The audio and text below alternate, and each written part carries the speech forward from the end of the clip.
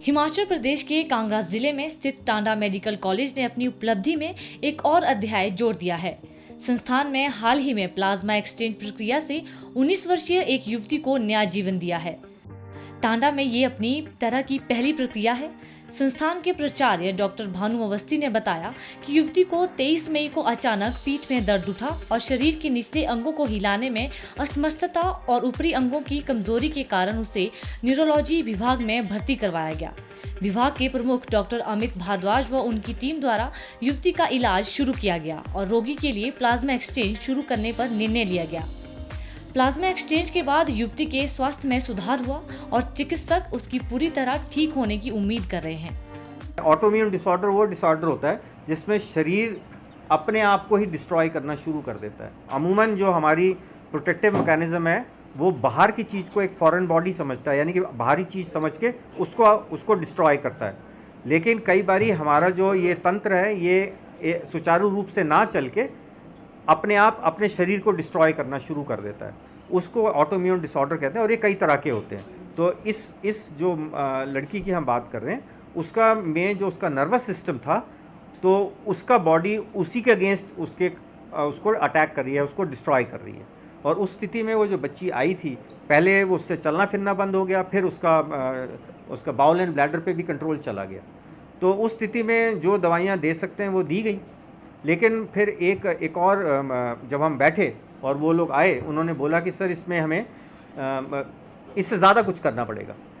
और उसमें उन्होंने बोला कि एक थेरेपी होती है जिसमें हम प्लाज्मा को चेंज करते हैं।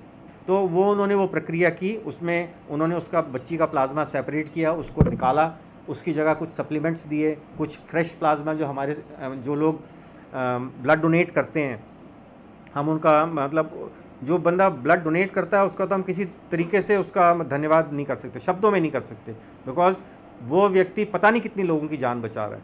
तो इसी तरह जो जिसकी व्यक्ति ने उसके लिए ब्लड दिया, उसके जो है वो प्लाज्मा आप सेपरेट हुआ और वो सेपरेट उस बच्ची को चढ़ाया गया और वो रिपीटेड हुआ और उसके दौरान बच्ची जो है वो इम्प्रूव की है और पिछले कल वो अपने पैरों पे चल पा रही थी, नो डाउट विद सपोर्ट, पर वो खड़ी होकर सारे के साथ चल रही थी। तो हमें उम्मीद है कि वो इम्प्रूव करेगी। अभी हमने एक नई थेरेपी इस्तेमाल की जिसे कहते हैं प्लाज्मा फेरेसिस या प्लाज्मा एक्सचेंज। वो एक छोटी लड़की 19 साल की डिस्ट्रिक्ट कांगड़ा से थी, जिसके पैरापेरेसिस हो गया, जिसकी दोनों बाजू दोनों टांगें चल नहीं रही थी। डिस्कशन करने के बाद हमने डिसाइड किया कि हम प्लाज्मा फेरेसिस हम स्टार्ट करेंगे, जो कि पहले यहाँ नहीं होता था।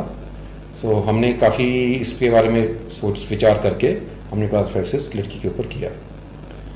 सो हमने इसके 2 सेशंस प्लाज्मा फेरेसिस से कर दिए हैं और पहले सेशन के बाद ही उसमें इम्प्रूवमेंट आना शुरू हो गई है। ये थेरेपीज़ जो होती हैं ये हर एक बीमारी के लिए अलग अलग साइकिल्स होते हैं, पर इस लड़की के लिए हमने प्लान किया कि हम कम से कम 5 एक दिन छोड़ के सेशंस करेंगे।